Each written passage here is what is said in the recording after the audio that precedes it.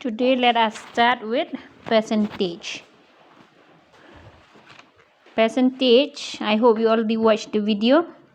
It is something we compare out of 100. Okay, fraction, we know when we write something like this we call it fraction. Then when we divide it we convert to this form, we call it decimal. So when we are comparing decimal we can say it is a part of 10.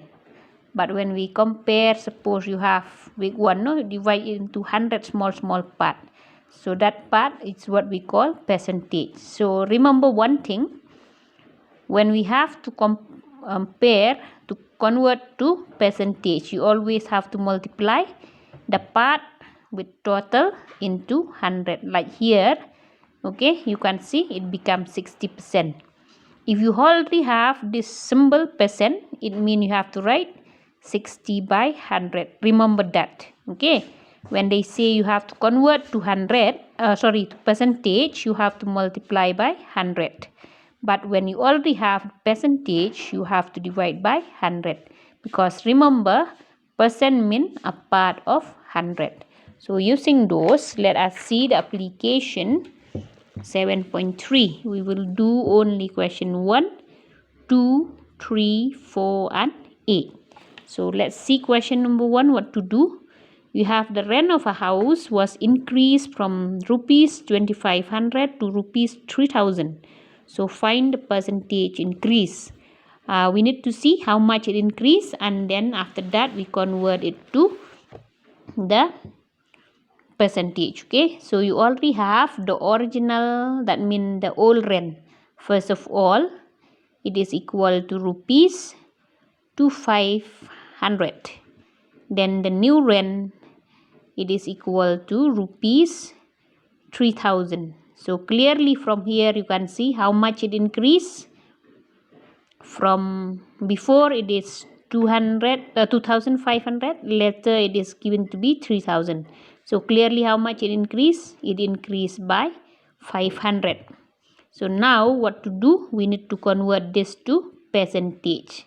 So to convert it to percentage, we need this 500, because we want the increase percentage. Okay, from the original price, that is 2500, convert percentage. So we have to multiply with 100. Okay, here you can see 0 you can cancel. 5 you divide with 25, you will get 5. So this one is up, this one is down. You can divide 5 into what will be 10? It will be 20. So the percentage increase in the rent, it is equal to 20%. Then next number 2, you see we have a school. So there are 40% students are girls and the number of boys is 600. So here you see we have a school which is a co-ed. That is, we have number of girls also, we have boys also. But how many students are there in all, we don't know. So when we say total number of students, it means we are calculating both for boys and girls. That we don't know. So what we don't know, we'll take it as X. So the number of boys already given to be 600. Number of girls they don't give, but they give the percentage of girls. So the percentage of girls, it is given to be 40%. So now what will be the percentage of boys? So you already know, no? When we say percentage, mean we compare with 100. So we have 40%, they are the percentage of girls, which means the percentage of boys will be 60%, because 40 plus 60 will make it 100. But the problem here is now what happened? The number of boys already given. So remember, from the question they already say, okay, from here we get 60% are boys, but 60% of the, if we compare 60% of the total student, it will be equal to boys. Then boys, we already know how many of them. We already know there are 600. So 60% means 60 divided by 100. When you say of, mean you have to multiply. Total student, we already take it as X. So write it X, then equal to 600. So now we have to find first the total students, that is x. Like here we have 0, 0, you can cancel. We want to get a total student. So this one which is down you can take up. This one which is up you can bring down. So 600 into 10 divided by 6.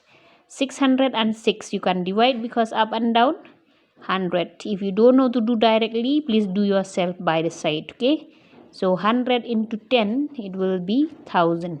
So that means now the total students, both boys and girls, it is equal to 1000. But remember the question asks us to find also the number of boys we already get. We have to find the number of girls. So you already know when we say total student mean include both boys and girls. Boys are 600. So that means how many girls will be?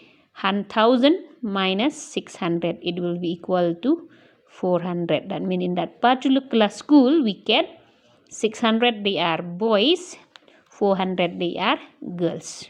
Okay. Then next we'll see question 3. There is one student with the name Jyoti. She get 35 marks out of 50 in English. The total marks is 50. She scored 35 in English. Then in maths, the total marks is 30. Then she scored 25 marks. In which subject she get better? Because here total is 50, there total is 30. Difficult for us to compare. So in order to be able to compare which one she get more marks, what to do? We convert it to the same percentage. That means we compare it out of 100.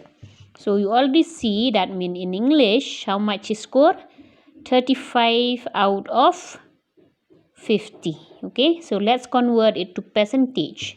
So the marks in English, percentage in English will be, she scored 35, the total is 50. So let's convert it to percentage. That means we'll multiply with 100. So here you can divide 0, 0. 5 you divide 10, you will get 2. So 2 into 5. Oh, sorry, here it is 35. Okay. So 2 into 5, 10. 2, 3, 6, 7. So that means in English she get around 70%. Then next let us see in maths. In maths how much she get? She get 25 out of 30. So let's convert it to percentage. Okay. So 25 by 30 into 100. So here you have 0, 0. You can cancel. 25 into 10 will be 250. We divide by 3. Divide it yourself, please. 3 into what near 25? 3, 8. Then we have 10, 3, 3. Okay, so it did go non-stop. So now if we see, because percentage we already convert to 100. So now it will be same. So you can see that in English she gets 70%.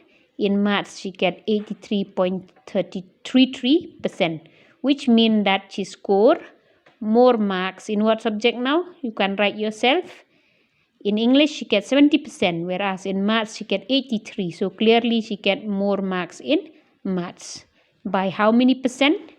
83 minus 70. That means by 13.33%. Okay.